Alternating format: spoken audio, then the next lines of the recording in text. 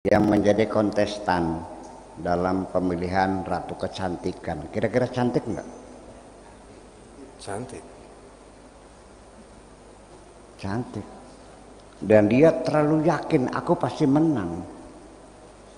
Ternyata jatuh pada orang lain, stres gitu. Ya kan semacam itu. Yeah. Kemudian dia anaknya orang kaya raya.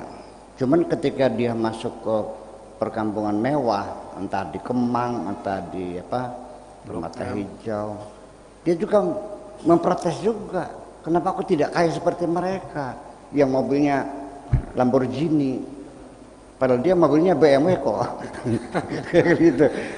Rumahnya dia harganya 10 miliar. Cuma yang di Kemang kan harganya kan 30 miliar. Nah, setelah dibawa ke rumah sakit, orang-orang yang pada kena corona, di mana kamu berada ketika corona itu menyebar? Itu artinya bahwa kita mengajak bahwa ketika kita berpikir harus seimbang. Jangan melihat orang yang punya kelebihan dari kita, nanti kita kecewa. Sekali-kali kita perlu melihat orang di bawah kita supaya kita bersyukur kepada Allah juga. Di sini fungsinya bersyukur itu adalah keseimbangan jiwa yang sangat stabil. Sehingga ketika orang itu bersyukur, artinya dia sedang saat bahagia. Yeah. Kalau orang hatinya bahagia, hidupnya menjadi nyaman, semua yang dilihat menyenangkan. Kalau bekerja nggak pernah lelah dan tidak pernah merasa bosan, ya kan gitu. Yeah. Nah, kenapa rezeki dia yang begitu hebat dari orang kaya, kecantikan yang wahai kan, udah pasti ya masuk dalam ya konsep kecantikan. Kalau sudah ada pemilihan pertama kan sudah pasti masuk 3 besar. Iya, artinya kayak apalah cantiknya lah, nggak tahu lah gitu. Kayak Aishwarya Rai barangkali. Nah, tetapi kenapa dia rapuh? Nah, disebabkan karena satu, dia tidak mensyukuri nikmat itu. Dia selalu protes dengan apa yang terjadi. Dikiranya hidup ini sesuai dengan keinginannya. Ternyata tidak pernah terjadi seperti keinginannya. Ya kenapa dia berpan begitu? Berawal dari pendidikan sejak dia anak-anak yang dimanjakan orang tuanya, apa semua dituruti, dikiranya dunia ini menuruti keinginan dia. Nah itulah makanya kekecewaan itu, sehingga kepada orang tua yang lawan terus, ya kan, marah-marah melulu, selalu menyalahkan orang lain. Disitulah awal dari stresnya itu, depresi itu. Jadi depresi itu tidak selalu mengidap pada orang miskin ya. Malah kadang-kadang orang miskin lebih kokoh jiwanya. Ya, apalagi anak-anak kecil. Zaman waktu saya masih kecil, yang seumur saya kelas 4 SD, dia dagangan es lilin.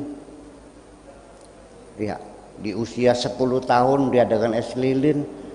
Saya melihat sendiri kok, uangnya masih uang logam tuh, yang tengahnya bolong tuh. Dia menghitung, ini buat adek sekian, ini buat adek yang kecilnya sekian, ini buat mimiknya sekian, ini buat saya sekian. Dia sudah menghitung, dia mempunyai tanggung jawab atas adik-adiknya. Jadi dia itu dewasa sebelum saatnya. Nah itu juga sebetulnya berbahaya juga.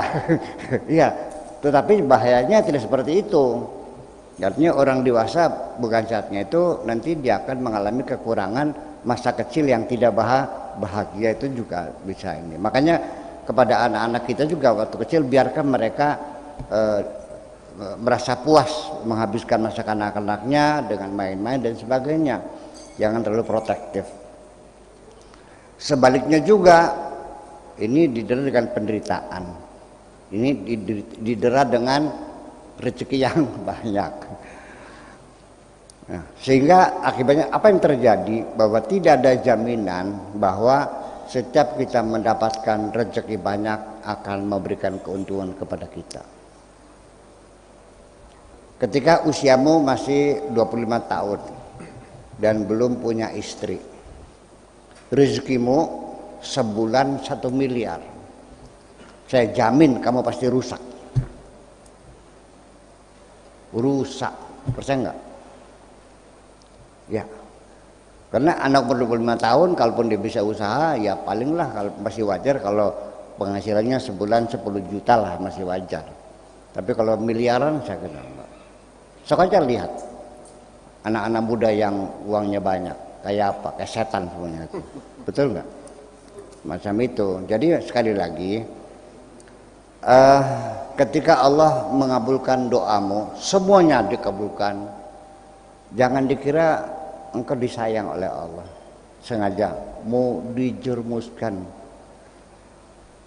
liyudillahu ala ilmin, sengaja dijermuskan oleh Allah. Tapi ketika Allah membatasi rezekimu secukupnya, jangan dikira Allah itu medit, tapi Allah membimbing kamu ke jalan yang benar. Saya kira seperti itu. Jadi artinya bahwa nah, kemudian bagaimana cara menyembuhkan semacam itu? Ya metodologinya ya, karena kan begini, di dalam otaknya itu ada namanya bagian otak yang membangun kesadaran. Tuh, orang yang kadang-kadang suka pingsan gitu, hilang kesadaran, itu kan ada namanya TLE, temporal lobe epilepsy. Jadi sehingga dia lupa ingatan karena neuro receivernya terputus, dia nggak ingat apa-apa lagi. Nah makanya metode dipakainya ya tamasa, jalan-jalan, mengunjungi tempat-tempat yang pernah dihidup, teman-teman yang lama berkunjungi gitu. Barangkali aja memorinya itu akan nyambung sekali. Kita nggak usah pakai psikotropika lah, dengan cara psikologi aja gitu juga banyak yang berhasil kok.